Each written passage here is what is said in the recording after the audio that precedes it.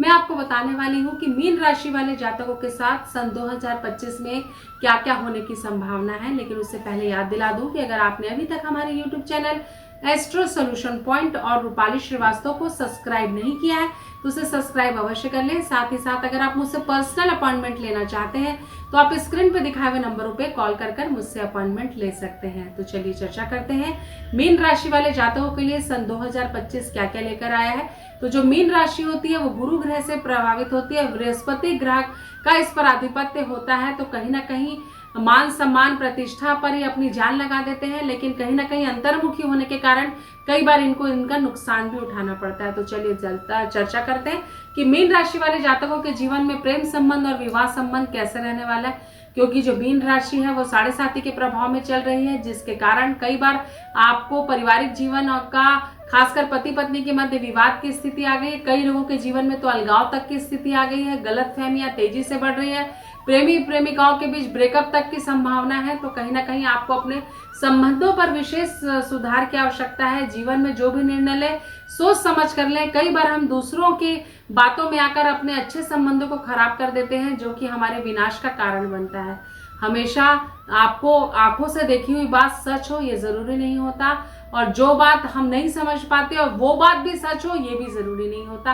क्योंकि जब दो लोगों के बीच में किसी प्रकार का विवाद होता है तो उस विवाद को लोग बहुत आसानी से उसे दुश्मनी में परिवर्तित कर देते हैं। जो ये हमारे शुभ चिंतक होते हैं ये कार्य बहुत अच्छे से करते हैं। तो किसी बोली बातों पे आप ना आए, अपना विवेक और अपना निर्णय ले।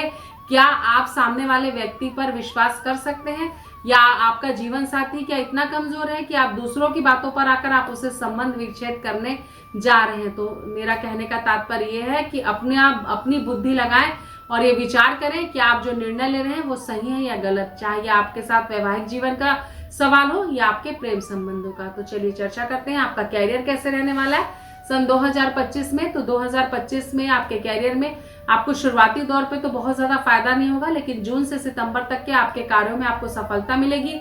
विद्यार्थियों के लिए भी ये समय अच्छा रहेगा। शुरुआती दौर पे आप असफल होंगे, लेकिन जून से अक्टूबर तक का समय आपके कैरियर को आपको ऊंचाइयों तक ले जाएगा। मेहनत करें, आपको सफलता जरूर मिलेगी। साथ ही साथ जिनके विवाह के योग बहुत दिनों से नहीं बन रहे थे उनके विवाह के योग अप्रैल से लेकर अक्टूबर तक के बन सकते हैं। विवाह के बंधन में भी आप इन समय में बंध पाएंगे। तो चलिए आपका स्वास्थ्य कैसा रहेगा ये जानते हैं। तो जो मीन राशि वाले जातक हैं वो डिप्रेशन का शिकार हो सकते हैं। बैक पेन आपको हो सकता है, तो थोड़ा सा सावधानी रखिएगा। डिप्रेशन से अपने आप को बचाइएगा। अपनी स्थिति मन की मजबूत करें, तभी आप अपने स्वास्थ्य को श्रेष्ठ रख पाएंगे। तो चलिए वाहन और भूमि की क्या स्थिति है ये चर्चा करते हैं। तो वाहन की प्राप्ति आपको हो सकती है, लेकिन भूमि इस वर्ष मत खरीदिएगा, ये आपके लिए कल्याणकारी नहीं रहेगी। रुका हुआ धन आपको प्राप्त होगा, लेकिन ये भी स्थिति आपकी जून से नवंबर के बीच में आएगी। तो कुल मिलाकर जो मीन राशि है उनके लिए ये समय थोड़ा सा मिला जुला रहने वाला है। कहीं ना कहीं आप रिश्तों में भी आपको तकलीफ होगी, पैसों की आवक में भी आपको तकलीफ होगी, संबंधों में भी आप परेशान हो सकते हैं। पारिवारिक स्थिति को मैं आपकी देखूं तो भी आपका पारिवारिक जीवन थोड़ा सा कष्ट में हो सकता है। ससुराल पक्ष के साथ आपके संबंध बिगड़ सकते हैं। अपने बड़े भाई के साथ आपके संबंध में आपको काफी परेशानियों का सामना करना पड़ सकता है। तो देखिए 100 समस्या को टालने का एक सबसे बड़ा उपाय होता है कि हम अपने मन को शांत रखें और चुप रहें। कई बार हमारी स्थिति परिस्थिति हमारे ये अनुकूल नहीं रहती कि हम किसी से वाद विवाद की स्थिति को करें। ऐसे समय में समय को टाल देना चाहिए और सही समय आने का इंतजार करना चाहिए, ताकि आप अपना पक्ष भी रख सकें। क्योंकि जिसने आपके लिए निगेटिव सोच लिया उसको बार में उसको पॉजिटिव करना बहुत मुश्किल काम होता है। और सबसे बड़ी बात यह है हमारे जीवन में कि हम क्या है ये हमसे अच्छा कोई नहीं जानता। हमें अपने बारे में जानने के लिए किसी के दूसरे के ज्ञान या शब्दों की आवश्यकता पर जोर देना ही नहीं चाहिए। जीवन में आगे बढ़ने के लिए सबसे आवश्यक ये होता है कि हमें अपनी गति और अपनी मति दोनों को एक रास्ते पर चलाना चाहिए, जिससे कि हम भ्रमित ना हो। तो कुल मिलाकर थोड़ा सा सावधान रहिएगा, सतर्क रहिएगा।